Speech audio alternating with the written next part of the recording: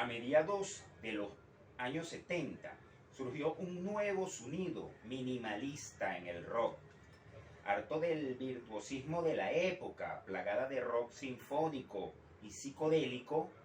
El punk rock representa transgresión, con una música descuidada, sucia y agresiva, con canciones cortas, directas y sin arreglos. Heredero del garage rock, se convirtió en una corriente de contracultura antisistema.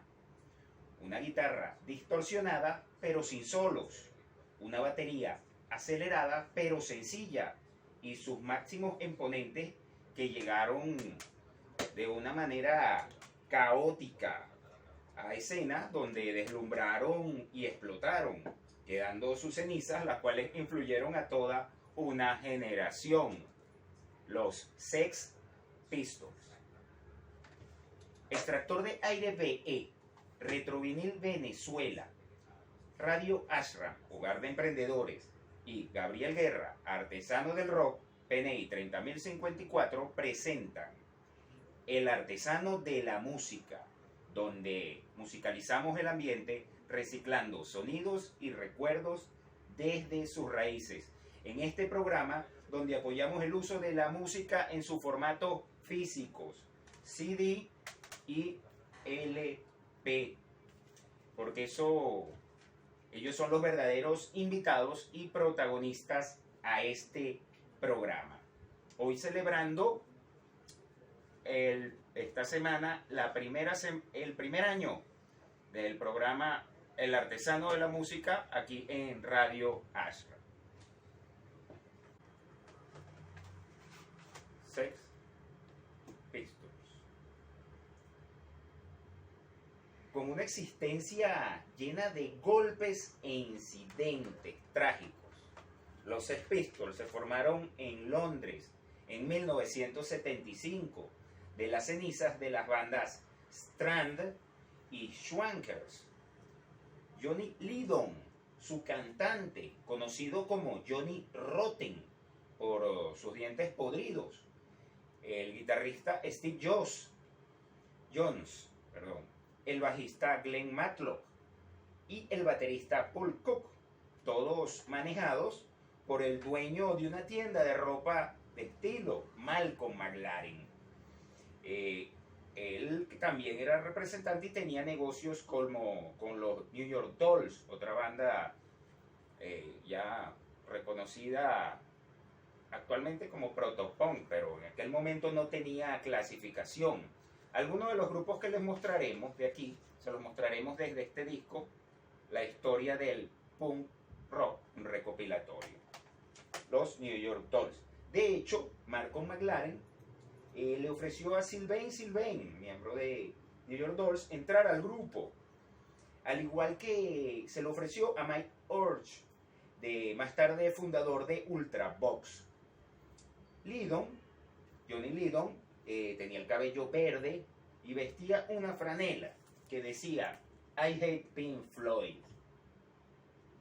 El día de su audición en la banda, interpretó el tema I'm 18 de Alice Cooper, y el primer concierto de la banda no fue un éxito. Tocaron algunas versiones de Monkees y de The Who, entre otras canciones de sus bandas anteriores, donde tuvieron roces en el concierto con la banda principal, Bazooka Joe. Rápidamente lograron seguidores en el grupo de fans llamados The Bromley Contingent, donde figuraban jóvenes como Siouxsie Sioux y Billy Idol. Más tarde, fundadores de sus propias bandas, Siouxsie Sioux de Siouxsie and the Banshees y Billy Idol de Generation X. Las tiendas Sex de Malcolm McLaren, o sea, él tenía varias tiendas, pero la que estaba de moda en ese momento, la tienda Sex, le suministraba ropa para los conciertos de los Sex Pistols y los convirtió en una tendencia en la moda. Una amiga de McLaren, Helen Hallington Lloyd, diseñó el logotipo que conocemos de Sex Pistols, las letras así como, o sea, que no están todas en un mismo tamaño, ni en una misma dirección, están todas desacomodadas.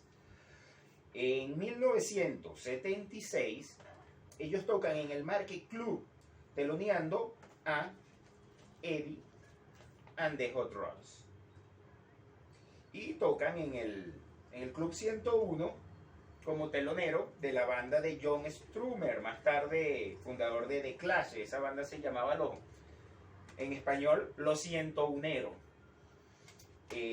Para ese momento, de Ramones, la banda americana de punk por excelencia, se encontraba editando su primer disco en los Estados Unidos.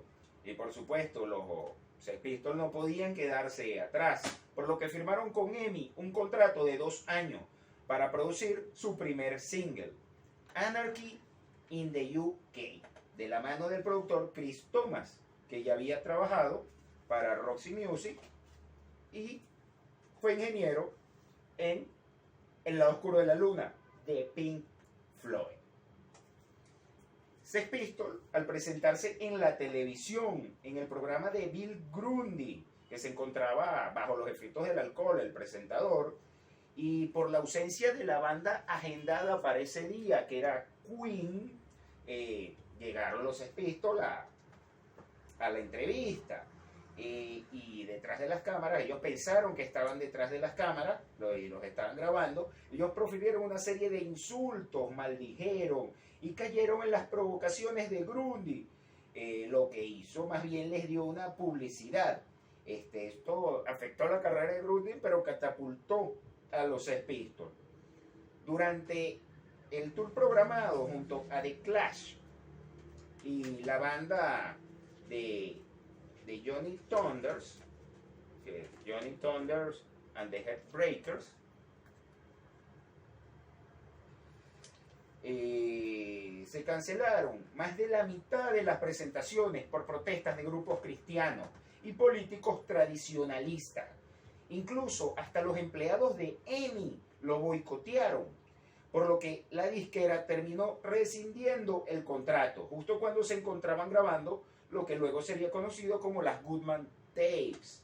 Estas se encuentran en el recopilatorio doble editado en 2008, titulado Agents of Anarchy, Agentes de Anarquía. Estos son dos CDs que están junto a las misiones Submission, que son estas son las Goodman Tapes, y bueno, tiene aparte parte de la entrevista de Bill Grundy. Para ese momento también se graba, o sea, no se edita, este disco se editaría en 1985 en vinil y luego en 1996 en CD, el mini álbum con grabaciones tempranas, que dice grabado entre el 13 y el 30 de julio de 1976.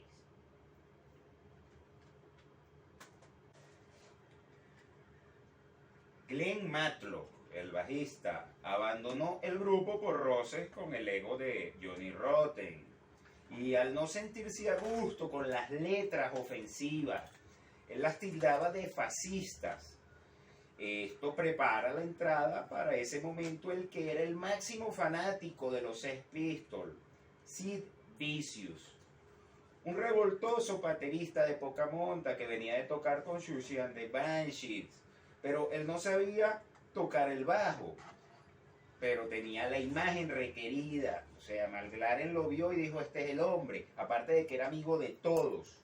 Ya de por sí él era un descarrilado en la vida, pero la fama repentina, la cual él amó, lo llevó en un espiral autodestructivo junto a la compañía de su novia, la ex prostituta y junkie Nancy Spungen. En 1977 ellos firman con AM&M, o sea, la disquera AM&M, en una ceremonia en el Palacio de Buckingham. Pero unos días después, la disquera rompe el contrato, después de que, bueno, se metieran en problemas. John se metió en el baño de damas de la disquera, Rotten gritaba al personal y Vicious rompió una poseta con los pies En ese momento se cortó y llenó de sangre todo el recinto. Para ese momento ya se habían impreso 25.000 copias de su segundo sencillo, God Save the Queen, y la mayoría fueron destruidas. Luego vino la firma con Virgin, la disquera de Richard Branson, no sin antes sufrir otro boicot que retrasó el lanzamiento un par de meses más. Fue el disco más censurado en la historia del Reino Unido, no solo en la BBC, sino en toda emisora independiente, en claro respaldo a la reina. El sencillo clasificó número 2 detrás de Rod Stewart. Pero después se supo que la clasificación fue manipulada por el Instituto Fonográfico Británico. También fueron atacados a golpes en distintos incidentes. O sea, ellos se metían también en muchos problemas. En 1977 editan lo que sería su único disco oficial, Nevermind the Bollocks, clasificado como el disco de punk más influyente de todos los tiempos. Probablemente comparable la revolución que generó el Nevermind de Nirvana, para su momento, comparable. O sea, Nevermind de Bollocks suele asociarse con testículos o con torterías. Según el contexto en que esté dicha la frase, y este significado debió ser aclarado en un tribunal. De todos modos, el disco fue número 1 en el Reino Unido. Las partes del bajo fueron tocadas por Steve Jones, dada la falta de pericia en el bajo de Sid Vicious. Glenn Matlock también aparece en partes del disco. Y fue prohibido en por lo menos 3 tiendas de minoristas, y muchas otras fueron amenazadas para que no lo vendieran. Hay un cuento que durante su grabación Sid Vicious invadió el estudio contiguo donde estaba Queen, Freddie Mercury, grabando su disco Jazz con el productor Ray Thomas Baker. Sid Vicious se escurrió y le pregunta a Freddie Mercury: oye, ¿ya llevaste el ballet a las masas? Y bueno, Freddie Mercury, de corto y perezoso, ese marico es duro, dijo: tú debes ser Simón Ferocio. O sea, burlándose por supuesto de su nombre Sid Vicious, y lo agarró por el cuello y lo sacó del estudio. Otro problema fue que McLaren irrespetó el acuerdo para que Virgin vendiera el disco en Estados Unidos, con la edición del disco Spunk, con las Goodman Tapes y otra edición francesa, editadas antes de la versión de Virgin. La guerra de la banda hacia las disqueras se hace evidente en la canción, incluida en Nevermind the Bollocks, la última, EMI, donde se burlan de la disquera. La gira norteamericana fue un desastre. Vicious se escapó a buscar heroína y al ser encontrado le fue propinada una golpiza a medio de castigo. Durante un concierto llamó maricas a los asistentes. Incluso a uno lo golpeó con su bajo en la cabeza. Golpeó y escupió una fan que subió al escenario. Y otra subió a hacerle sexo oral simulado al escenario. Fuera del escenario se peleó con un fotógrafo, un guardia de seguridad y hasta con su propio guardaespaldas. Johnny Rotten estaba decepcionado y aburrido de su comportamiento. Él decía: estoy cansado, ya no es divertido. Para ese momento Vicious fue hospitalizado y Rotten se reunió con Branson, Richard Branson,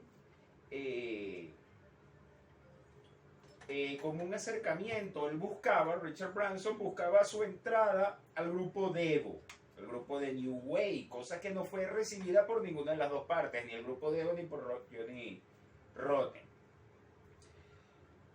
Johnny Rotten retomó su apellido de Lydon y formó Public Enemy junto a Keith Laverne de The Clash. Vicious grabó como solista con su novia Nancy Spungen como manager, hasta que ella apareció apuñalada en la habitación de hotel del crimen, en el cual se culpó así. Del primero dijo que sí, luego que no se acordaba. El hecho es que él salió libre bajo fianza, pero luego volvió a caer preso al golpear al hermano de Patti Smith. Cuando cayó preso, ahí se tuvo que someter a una desintoxicación forzada. Pero al ser puesto en libertad a manera de celebración, se inyectó más heroína de la que su cuerpo soportó y falleció con solo 21 años de edad. O sea, él ni siquiera esperó para los 27 de llegar al club de los 27. Eso era un viejo, eso era muy viejo para ellos. Bueno, para ese momento se convirtió en un ícono generacional. O sea, el bajista de un grupo, siendo el más famoso del grupo, pues. Luego se inició el juicio para liberarse de McLaren como manager, al que le siguió otro juicio donde finalmente en 1986 se le dio a los Sex Pistols sus propios derechos de autor, derechos que nuevamente ellos vendieron 10 años después, en 2006, justamente el año en que fueron incluidos en el Salón de la Fama del Rock and Roll, inducción que fue rechazada por los miembros de la banda. Para ellos tildaban de al Salón de la Fama del Rock and Roll una basura. Los Sex Pistols originales sobrevivientes se reúnen en 1996 para el 30 Lucre Tour, grabando en ese momento el disco en vivo 30 Lucre Live, con la presentación completa por Radio One de la BBC. Luego, en 2007, se vuelven a reunir para dar 5 presentaciones en Londres. Y en 2018 se reúnen con Billy Idol en la banda Generation Sex, o sea, la unión de la banda Generation X con Sex Pistols, Generation Sex, en el Roxy de Los Ángeles. Ok, aún obviando su música, su actitud, o sea, su música sencilla, pues, no muy profunda, pero su actitud, su legado y el quiebre histórico que generaron son indudables. Actualmente se sigue editando material con prácticamente cualquier cosa que lleve su nombre, como el disco Some Product Carry On, publicado en 1979, solo con entrevistas y fragmentos de canciones, parte de la entrevista de Grundy. De hecho, incluye un fragmento de la obra Tubular Bells de Mike Oldfield, lo que es la parte del exorcista, como aparece en el disco Carry On, pedacito. Está también el disco Anarchy in the USA, featuring Sid Vicious, editado en 1992, con música de la gira americana y entrevistas. O sea, 16 canciones. Bueno, esta edición es hecha en Alemania. Y también está otros editados con otro nombre. The Original Pistols Live, editado en 1985 desde las Goodman Tapes. Tiene este nombre por razones de derecho de autor.